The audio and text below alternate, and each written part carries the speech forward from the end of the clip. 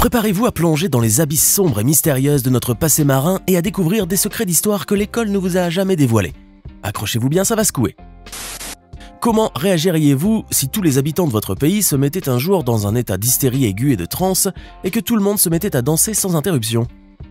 Eh bien, sachez que c'est loin d'être aussi joyeux que vous le pensez, car en vrai, c'était une épidémie, connue sous le nom d'épidémie dansante de 1518. Cette maladie s'est manifestée en Alsace. Selon certaines sources, cette épidémie débuta lorsqu'une femme nommée Frau Trophéa se mit un jour à danser avec ferveur dans une rue de Strasbourg pendant 4 à 6 jours consécutifs.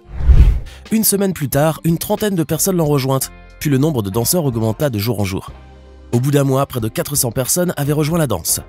Celui qui était atteint par la maladie pouvait passer plus d'un mois entier à danser sans se reposer. Certains pouvaient même mourir de crise cardiaque, d'AVC ou tout simplement d'épuisement. Interrogés, les médecins de l'époque attribuaient cette hystérie dansante à une maladie naturelle survenue de nulle part, causée par un sang trop chaud, réfutant la thèse des causes astrologiques, surnaturelles ou paranormales.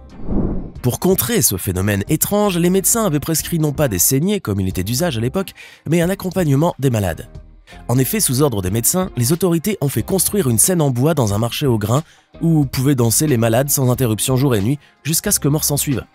Il y a même eu besoin des services de musiciens pour que les malades ne s'arrêtent pas et pour qu'ils puissent être accompagnés dans cette mort lente et joyeuse, enfin, en apparence.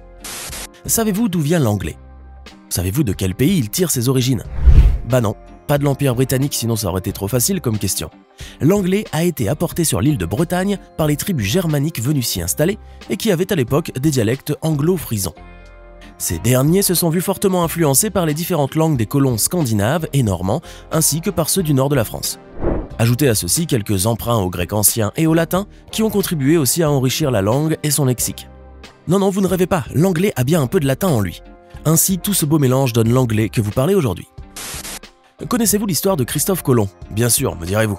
Qui ne la connaît pas? Et pourtant, je parie que vous ne la connaissez pas vraiment. Je mettrai même ma main à couper. Attention, apprêtez-vous à tomber des nues. Le 12 octobre 1492, un peu avant l'aube, Christophe Colomb larguait les amarres dans une nouvelle terre qu'il croyait être l'Asie. Cela faisait des années qu'il préparait ce voyage et des semaines qu'il naviguait pour atteindre son rêve. Lorsque le jour s'est levé, Columbus fut estomaqué par ce qu'il découvrit. Persuadé d'avoir mis le pied en Asie au large des côtes du Japon ou de la Chine, Christophe Colomb avait en fait effectué son premier contact avec l'Amérique, déjà peuplée à l'époque par plusieurs peuples qui savaient où ils étaient. Et depuis, ce fut le plus grand tournant historique des temps modernes. S'en est suivi le début de l'unification du globe, sur les plans politiques, environnemental et culturel. Sans le vouloir, Christophe Colomb avait changé le monde. Mais le plus drôle est que Colomb est mort en 1506 en restant toujours persuadé que le continent qu'il avait découvert était l'Asie et qu'il avait atteint les Indes. Avant de mourir, le navigateur a passé le flambeau à un collègue, Amerigo Vespucci, qui a choisi de populariser le Nouveau Monde. Ce dernier a reçu plus tard le nom d'Amérique en son honneur. Colomb ne perd pas de son côté le mérite d'avoir découvert un grand nombre des îles des Caraïbes, dont certains territoires qui ont emprunté son nom, comme la Colombie, la Grande Colombie et la Colombie-Britannique. À votre avis, quelle était la pire période de l'histoire pour l'Australie? Lorsqu'elle a dû faire face à la colonisation britannique? Lorsqu'elle a dû batailler pour les frontières? La révolte d'Eureka? Non. L'une des pires guerres qu'a connue l'Australie est la guerre des émeus. Et comme vous l'avez deviné, leurs ennemis n'étaient pas humains. En 1932, les troupes australiennes ont été choquées lorsqu'elles se sont retrouvées déjouées par des oiseaux intelligents. Le matin du 2 novembre 1932, la 7e batterie lourde de la Royal Australian Artillery a posé son artillerie dans un paysage de terre rouge à mi-chemin entre Perth et Kalgoorlie. Prêts à opérer et à ouvrir les hostilités avec les émeutes d'Australie occidentale, les soldats ont déballé 2 mitrailleuses automatiques Lewis et 10 000 cartouches. Ici, émeu ne fait pas référence aux surnoms donnés à leurs rivaux, mais aux vrais oiseaux d'Australie occidentale. Venus du centre du pays à la recherche d'eau et qui, après être tombés sur les délicieux districts de blé de la région, avaient commencé à ravager les cultures. Vous allez peut-être trouver cela cruel de tuer des animaux qui au fond ne cherchent qu'à subsister et à profiter d'une terre qui leur appartient aussi, mais les choses étaient plus compliquées que ça. Cette population d'émeux en maraude d'au moins 20 000 avait dévasté les fermes de l'État de Washington pendant un long moment. Les fermiers attaqués avaient dû solliciter une aide militaire au ministre de la Défense pour y mettre un terme et réduire la population envahissante des émeux. Ainsi, George Pierce déploya immédiatement ses troupes de chasseurs-soldats qui étaient partis avec la certitude qu'ils reviendraient victorieux, à leur tête des chapeaux aux plumes d'émeu. Mais les choses ne se sont pas passées comme ils l'avaient prévu, car l'armée australienne avait largement sous-estimé l'intelligence des volatiles. Adversaires rusés, ces oiseaux indigènes dévastateurs se sont avérés presque impossibles à atteindre avec des tirs de mitrailleuses et résistaient même à des blessures graves par balle. En tout, les 2 campagnes de destruction successives se sont soldées par des échecs monumentaux et humiliants. Entre 50 et 250 oiseaux seulement ont été tués contre 2500 obus lancés, jusqu'à ce que le gouvernement ait décidé d'instaurer une récompense pour chaque oiseau tué, une opération qui s'est avérée plus efficace car entre 1945 et 1960, 284 700 émeux ont été tués dans l'État de Washington. Si je vous disais que le petit âge glaciaire avait été la cause de plusieurs guerres dans l'histoire, et qu'il a contribué à réduire la population européenne, me croiriez-vous? Attendez, je vous raconte. Si vous faites un petit retour sur l'histoire, vous découvrirez qu'en 1600, l'Europe a été violemment frappée par les guerres, l'inflation, les famines et la diminution de la population humaine.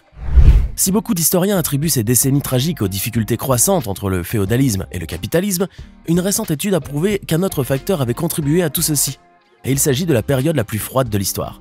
Celle-ci aurait freiné la production agricole et ensuite fatalement conduit à la crise européenne. Je sais, ça peut vous paraître surprenant et pourtant cette étude dirigée par Zhang de l'université de Hong Kong est très sérieuse. Elle a comparé toutes les données climatiques avec d'autres variables telles que la taille de la population, les taux de croissance, les guerres et autres troubles sociaux, les chiffres de la production agricole et les famines, les prix des céréales, les salaires, et le constat est sans équivoque.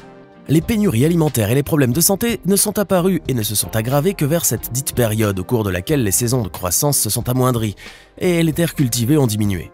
Et la suite est tout à fait logique. Au fur et à mesure que les terres arables se sont contractées, la malnutrition et la disette se sont répandues, s'en sont suivies des guerres à commencer par la guerre de 30 ans ou la conquête de la Chine par les Mandchous. Vous arrivez maintenant à faire le lien? Vous avez fait des cours d'histoire et de politique au lycée? Vous en êtes bien sûr? À mon avis, il y a un cours très important que votre professeur aurait omis de dispenser.